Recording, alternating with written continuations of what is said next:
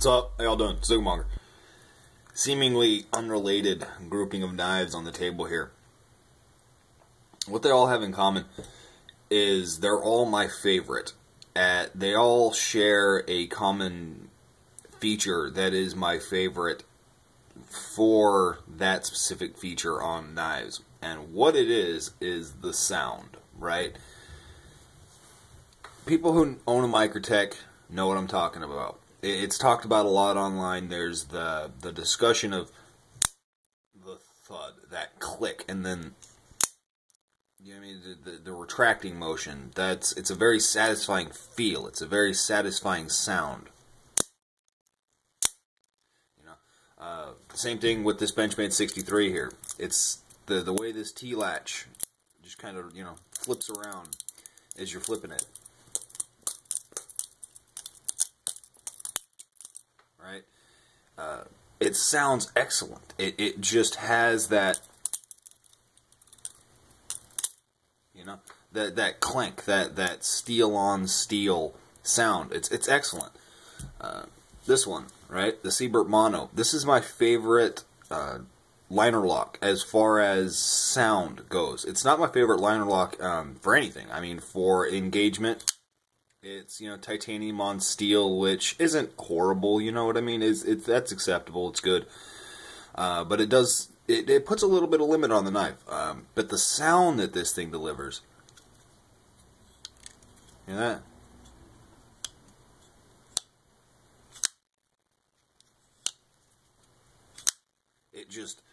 There's something about that.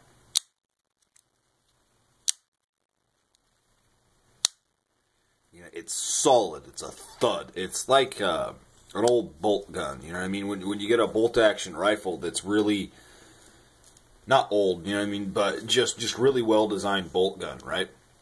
This is a Spyderco Manix 2. I purchased this one really because I was trying to get a better idea of Spyderco. Fly Guy 78 turned me on to the 110V. In this particular steel here, and I've got some thoughts on that, but I'm going to save them for the actual review of this knife. This is just going to be my first impressions, and it's just a beautiful knife. It really is. The color is not coming across. This actually looks like what they advertise it as is dark blue. It's not. It's purple. It's straight up. I mean, it's blurple is like the perfect word for it. It is somewhere in between blue and purple, but it's a fantastic color. It's very pretty. But listen to this, right? Listen to the detent on this thing.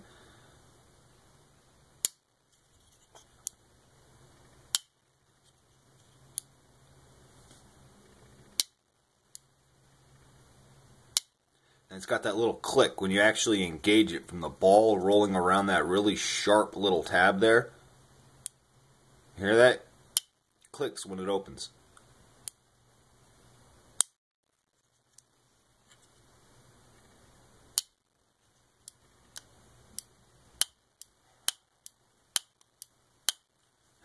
I'm not even shitting you. I was driving around today and just playing with this thing. I was doing that all day.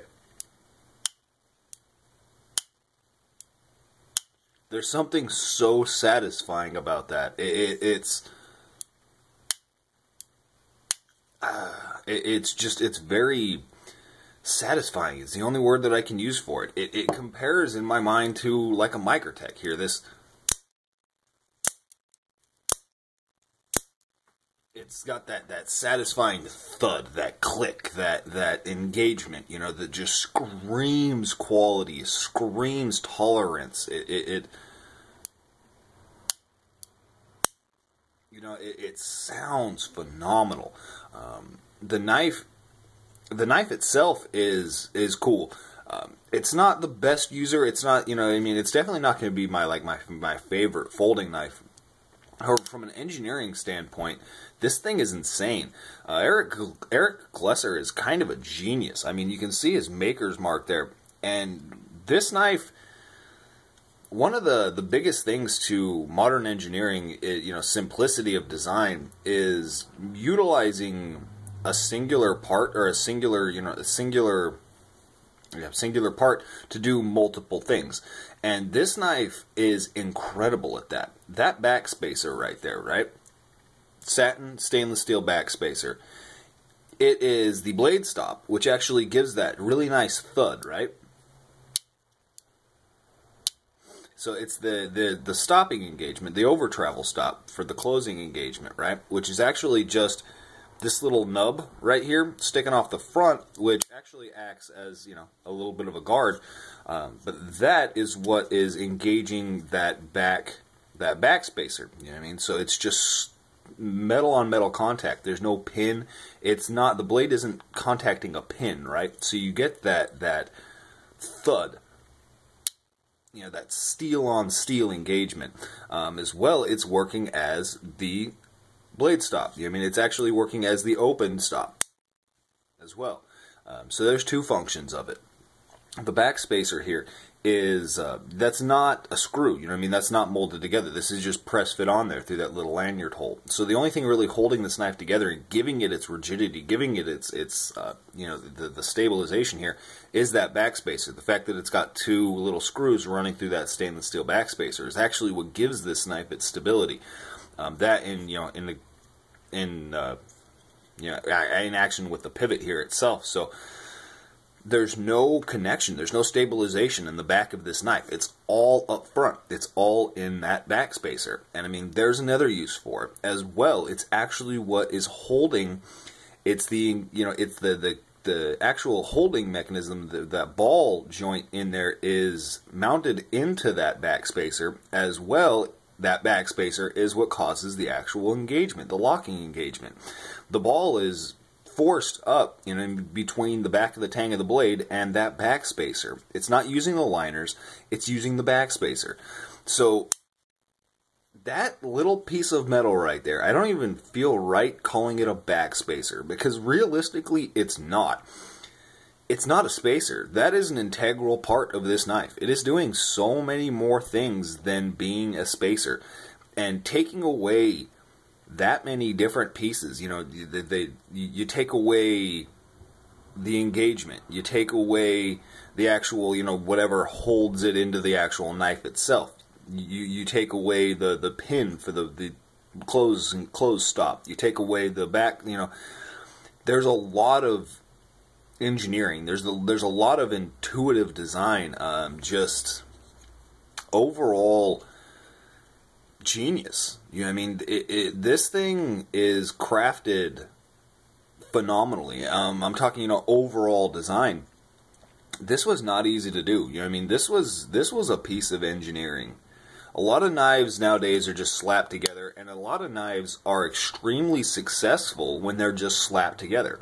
That, you know, somebody just has an idea, they think it looks cool, and so they throw it out on the market. It does really well because it does. It looks cool, or it's really comfortable in hand, you know. There's no new engineering to it. There's no innovation. This knife is innovative. This knife has features that other knives just don't have.